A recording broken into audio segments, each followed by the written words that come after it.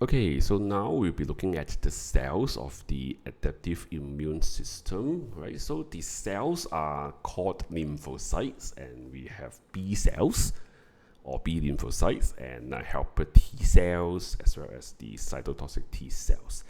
Okay, so be it B cells or T cells, they all come from, or they're all differentiated from the blood stem cells in the bone marrow. And for the B cells, after differentiation, they would remain in the bone marrow for further maturation and development. That's why they are called B cells, because of the bone marrow where they develop. And for the T cells, they actually move from the bone marrow to the thymus for further development and maturation. And that's where the name comes from. All right. So if you want to know, the thymus is somewhere above the lungs, right? Just below the trachea, or not say below the trachea, but in front of the trachea, in between the two lungs. Yeah, that's the thymus. Okay. So for the development, whether it is in the bone marrow or thymus, right, it involves the expression of the receptors on the B and T cells. And as we have talked about earlier in the previous recording, right, these receptors are highly specific, and different B cells and different T cells will have a slightly different receptors with a different specificity. Okay, so as the B cells and T cells develop, right, and as they develop different receptors, some of the receptors may recognize our own body's cells or our own molecules. Right, so remember that one of the hallmark of the immune system is to differentiate between self and non-self. Right, the immune system shouldn't attack our own cells. Right, so for such B cells or T cells that are actually able to recognize and therefore will attack our own body's cells, right? These B cells and T cells would be removed via apoptosis, so that the remaining B cells and T cells that will go on to mature would only be able to, or should only be able to, attack and recognize non-self molecules, right? So those would be on the pathogens or foreign invaders. Yeah, okay. So this screening would be important, yeah? So that we have this self versus non-self differentiation, right, by our immune cells. Okay. So for the T cells, okay, the immature T cells, again, right, are derived from the differentiation of the blood stem cells, and they go to the thymus where they develop T cells receptors. And as mentioned again, right, T cells receptors are highly specific, right? So different T cells will have different T cells receptors with different specificity for a different epitope. Okay. So again, the screening for self versus non-self will happen, and those that are not going to, or those that are actually recognizing self molecules would be removed via apoptosis. Okay, so those that remains would be those that recognize the non-self molecules, and they will further develop into the helper T cells or the cytotoxic T cells. All right. So for the helper T cells, remember you have learned about this in HIV, right? The helper T cells, besides the T cell receptor that we mentioned just now, they also have another cell surface protein known as the CD4 protein or CD4 receptor.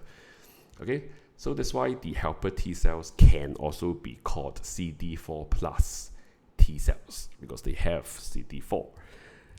Okay, so the naive helper T cells, as we have looked at earlier in the antigen presentation, right, they would be activated when they bind to the antigens presented on antigen presenting cells via their MHC class II molecules. So the binding to these presented antigens would be via the T cell receptor, and that is aided also by the CD4 receptor, and these binding would then activate the helper T cells.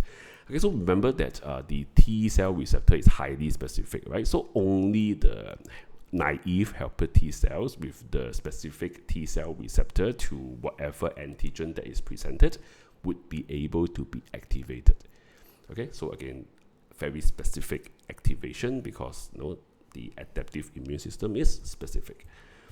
Right, so once the helper T cells has been activated, right, it would carry out its function. Its function is to regulate the activities of other immune cells, and it does so by the release of cytokines. Okay, so you have seen this word before, cytokines.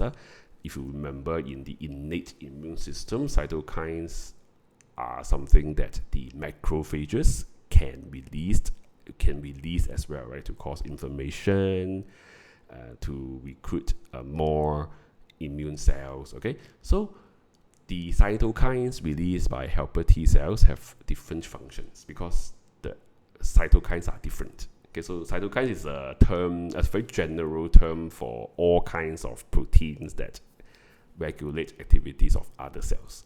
Okay, so the cytokines, the type of cytokines released by the helper T cells will be different from the type of cytokines released by macrophages. Okay, so please get that, understand that. Okay, so you don't get this misconception as if the macrophages and helper T cells release the same thing. It's not.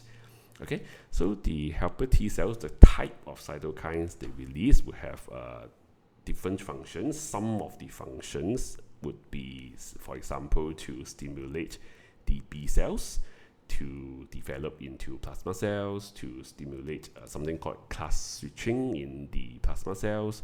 So all this you will learn a bit later, right, in later recordings.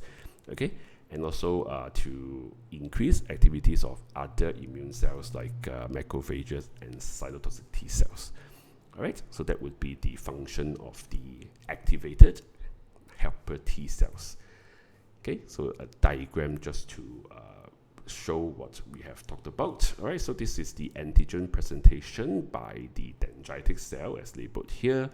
This would be the activated specific helper T cells with the specific T cell receptor for the presented antigen.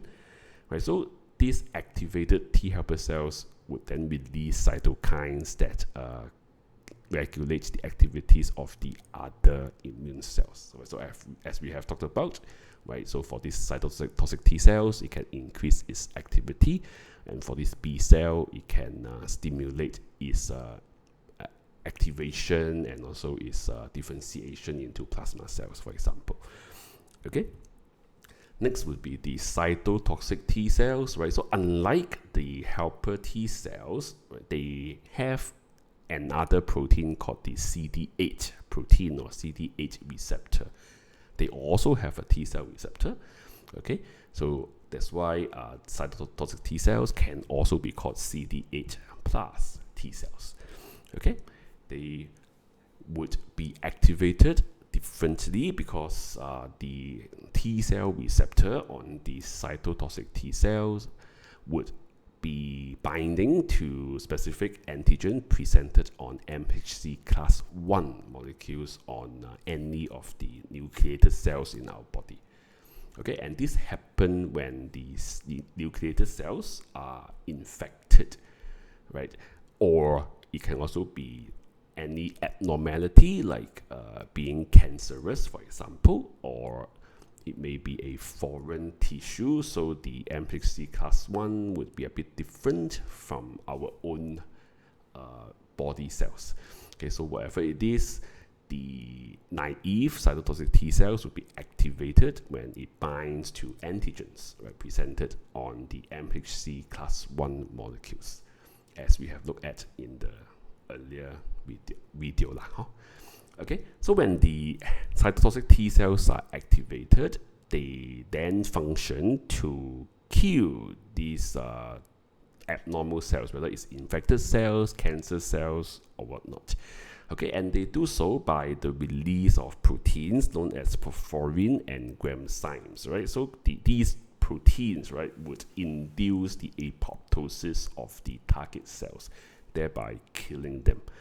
All right, so that is represented by this diagram, which you have in the notes as well, right? So again, the binding of the T cell receptor to the antigen presented on the MHC class 1 protein of a target cell. Let's say this is an infected cell by a virus, yeah? Right, aided by CD8 receptor. Right, so this cytotoxic T cell would be one that has a specific T cell receptor, right, for this antigen. So this cytotoxic T cell is activated to release the perforin and the granzymes to cause the apoptosis of this target cell, not target cell, yeah, target cell. All right, so the typo there. All right. Then next, we will look at the B cells. All right, so B cells do not move into the thymus, as we have looked at. Right, they remain in the bone marrow for development, and development here refers to the expression of B cell receptors. Right, so actually B cells receptors are antibodies. Right, so you should be familiar with these terms. But antibodies, and the word for antibodies is immunoglobulins. Right. So actually, B cells are cells that produce antibodies. It's just that when it is at the naive form, the naive B cells, the antibodies are stuck on the cell surface membrane. That's why it's called a membrane-bound antibodies. All right. So these membrane-bound antibodies serve as the B cell receptors. Okay, and similar to T cells, right, different B cells will have different antibodies or B cell receptors that is specific to a different epitope. Okay, so in the development of these B cells, when we have different B cells with different specificity, the whole screening for self versus non-self, right, the screening for B cells that actually recognize self molecules or cells of our own, it still occur, even though I didn't put it in the notes, right? So this screening, the apoptosis, removal of B cells that actually would attack our own cells, all this happen in the bone marrow as well. Okay. So for the B cells, right, as mentioned, they are highly specific. So any one B cell would only produce antibodies of only one specificity, right, recognizing only one kind of epitope. All right, so therefore, different B cells will have different antibodies recognizing different epitopes. Okay, so mentioned again also, right, the antibodies produced by naive B lymphocytes or by naive B cells serve as cell surface receptors. They are stuck on the cell surface membrane, and when they bind to antigens on pathogens, right, they would then cause the activation of the naive B cells. And this activation, right, besides the binding of the antigens to the B cell receptors, it is often also requiring the cytokines from the helper T cells. Okay? Right, so once the activation has occurred, the B cells would then proliferate. This is known as clonal expansion.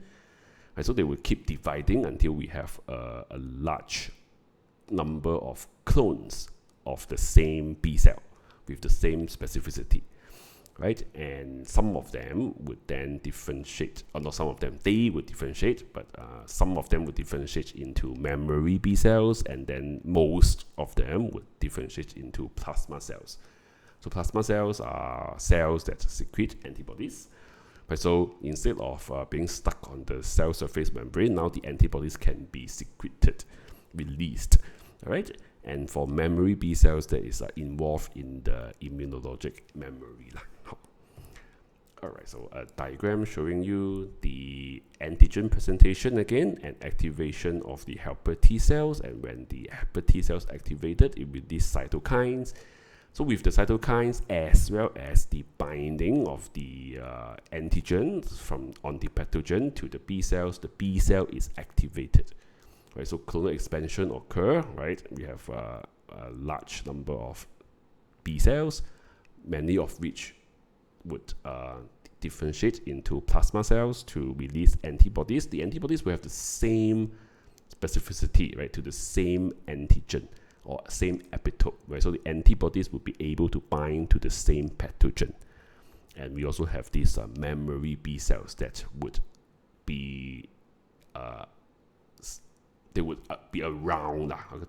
They are long lasting. So memory cells are long lasting. They would be around to respond to a second encounter of the same pathogen once this infection has been cleared. Okay, but we will look at memory cells in later lectures. Okay. All right, so that would be the cells of the adaptive immune system.